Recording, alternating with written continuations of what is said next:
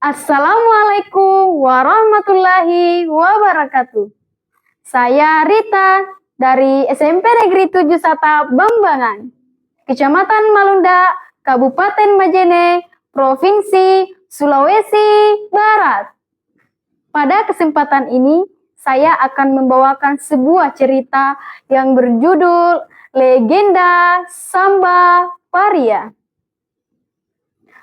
Pada zaman dahulu kala, tersebutlah seorang gadis yang bernama Samba. Ia tinggal bersama adiknya di sebuah rumah panggung di tengah hutan belantara. Keduanya telah yatim piatu. Rumah panggung yang mereka huni rapat tertutup tanaman paria. Karena keadaan rumahnya yang tertutup tanaman paria itu, maka orang-orang pun menyebut si gadis dengan sebutan Samba Paria. Pada suatu hari, Samba Paria dan adiknya memakan makanan yang terbuat dari singkong. Adiknya tidak sengaja menjatuhkan satu makanan itu karena masih panas. Ia enggan memungutnya kembali karena makanan itu telah terkena tanah. Seekor anjing kesayangan sang raja yang tengah berburu menemukan makanan tersebut. Kemudian dia menggigit makanan itu dan membawanya kepada sang raja. Sang raja sangat keheranan mendapati anjing kesayangannya membawa makanan. Ia yakin pembuat makanan itu tidak jauh dari tempatnya berburu, mengingat makanan itu masih hangat. Ia lantas memberi isyarat kepada anjingnya agar mengantarkannya ke tempat di mana ia menemukan makanan tersebut. Dengan iringan para prajuritnya, akhirnya sang raja pun sampai di rumah panggung milik Samba Paria. Ketika bertemu dengan Samba Paria, sang raja sangat terpesona dengan kecantikannya. Timbul niat jahat sang raja untuk menculik Samba Paria setelah ia mengetahui Samba Paria hanya tinggal berdua dengan adiknya yang masih kecil. Ia lantas berpura-pura meminta air minum. Ampun Baginda Raja, air minum hamba telah habis. Namun, jika Baginda Raja bersedia menunggu, biarlah adik hamba yang mengambilkan air di balik gunung terlebih dahulu. Ketika adik Samba Paria tengah mengambil air, sang raja pun menjalankan niat jahatnya. Dengan melubangi ember yang dipakai adiknya, agar ember tersebut tidak pernah penuh. Dan kemudian sang raja perintahkan para prajuritnya untuk membawa Samba Paria ke istana kerajaannya. Samba Paria mencari cara agar kepergiannya itu diketahui adiknya. Ia pun mengajukan syarat sebelum dibawa para prajurit sang raja. Ampun sang raja, perkenankan hamba membawa daun-daun paria.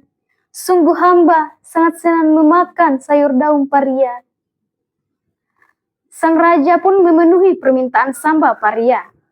Samba Paria kemudian dibawa dengan kuda menuju istana kerajaan.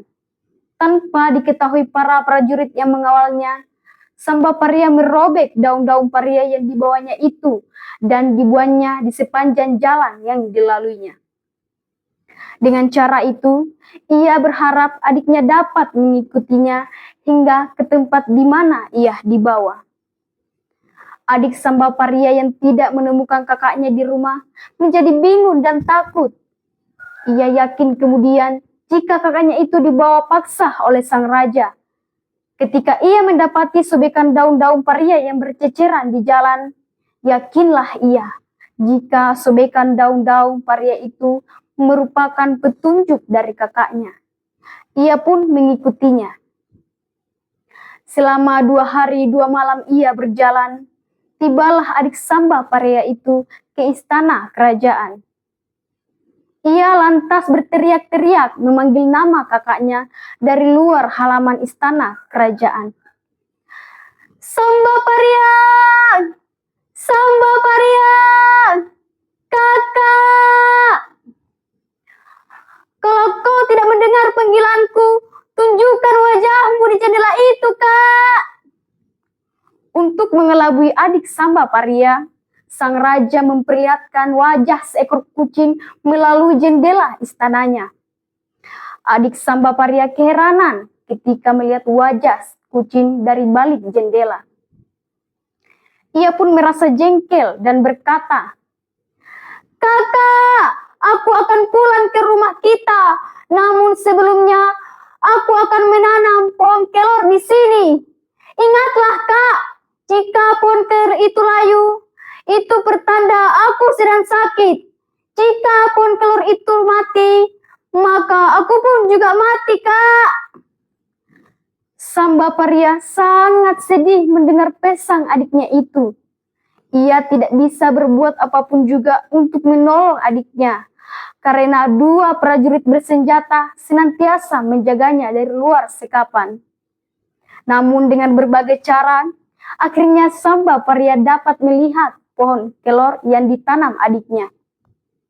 Hingga pada suatu hari, dilihatnya pohon kelor itu terlihat layu, pertanda adiknya tengah sakit keras.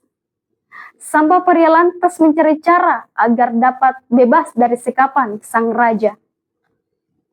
Samba Paria mengajak dayang-dayang istana untuk mandi di sungai.